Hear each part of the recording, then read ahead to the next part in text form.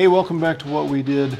Appreciate you stopping by, and this was a fantastic project. I mean, it was so good that I think that Ben Napier from Hometown would really love what we did by salvaging this table. If you haven't seen Hometown, you ought to check it out. It's actually a really cool show there on the Discovery Channel.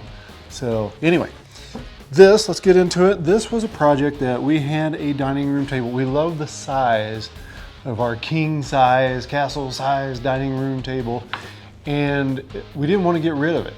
We were looking at purchasing some new chairs for it. We were also looking at like, hey, what can we do? We just wanted to do something different to it. We had painted in enamel on the top of the table while the kids were younger, just to kind of protect it. But then we didn't want to get rid of it, basically just to buy a new table. We wanted to salvage it. We love the size of this table.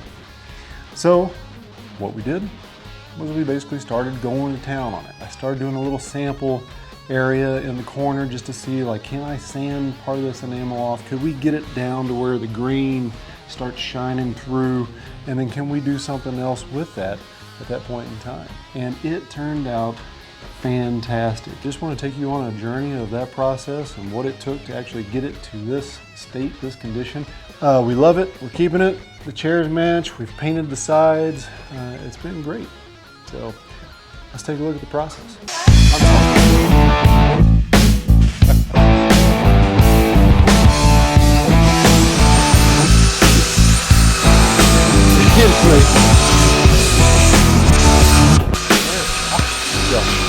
We were originally using a hand sander. It was taking forever for it to do it. So we went out to Harbor Freight, bought a belt sander. A belt sander is knocking it out. Another little tip is you can use this part to go along the edges.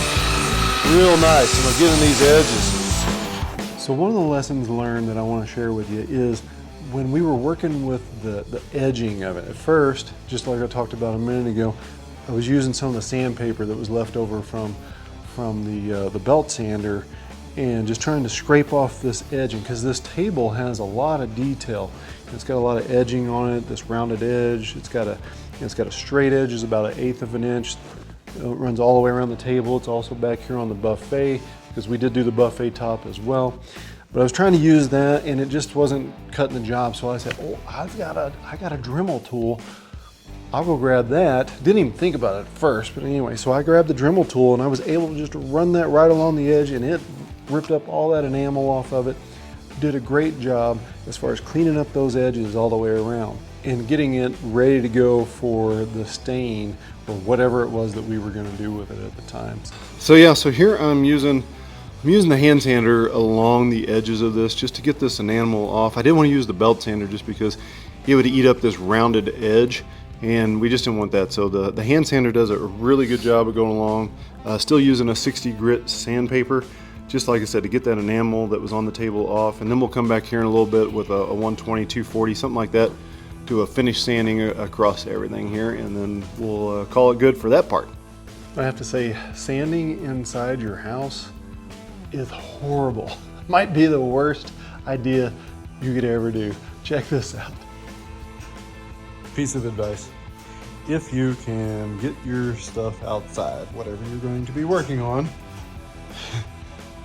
definitely take it outside. This is actually the 4th time the floor has been swept, just kind of trying to keep it at a minimum. And it is filthy. Time for cleanup. So once everything had been sanded down and we had it all ready to go, then we actually did use a stain conditioner. We had watched a couple other videos and we noticed that, hey, using the stain conditioner will help the stain, it penetrates, it doesn't create as many like blobs or just different inconsistencies of the stain that's going into the wood. So we did do that. We tried that and it seemed like it did a pretty good job. I mean, I don't know, the table looks fine. Doesn't look like it's got any issues. We also, one of the things that we did after the stain, so we tried a stain that we actually had in the house already. It was a classic gray, because we wanted to kind of have this grayish look, or this whitewashed gray, a little bit darker. It's kind of hard to explain. But anyway, it was just this idea that we had seen, and we tried to accomplish that feat. I believe we got there. But yeah, the stain, we used the classic gray stain first, and it did not do as well as what I thought it might do. And so after that, we actually came back and we used a white pickling stain. So I went out, got a white pickling stain, and then I got a gel. I saw a Verispar, I think it's Verispar, Verispar gel stain that after we had white pickled both tables, because, oh, that was the other thing. When we put down the conditioner, all of a sudden, man, like the wood just turned to almost an orangish kind of color. You know, like once you wet wood, you've seen wood that once it gets wet, it just changes the color. It's not like it's a dry, nice soft dry, but once it's wet, all of a sudden it really brightened up the wood. And so yeah, that's why we ended up doing the white pickling stain, is it helped create a lighter base, getting it prepped for this gel stain.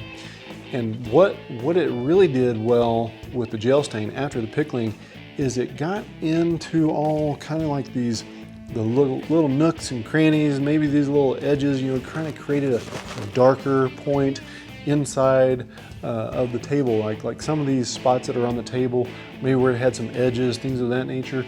It really made the grain of the table pop. Just like, oh my gosh, that we weren't expecting that at all. The way that this table turned out, I mean, we really, really enjoy it. I mean, we couldn't be more happier with the process.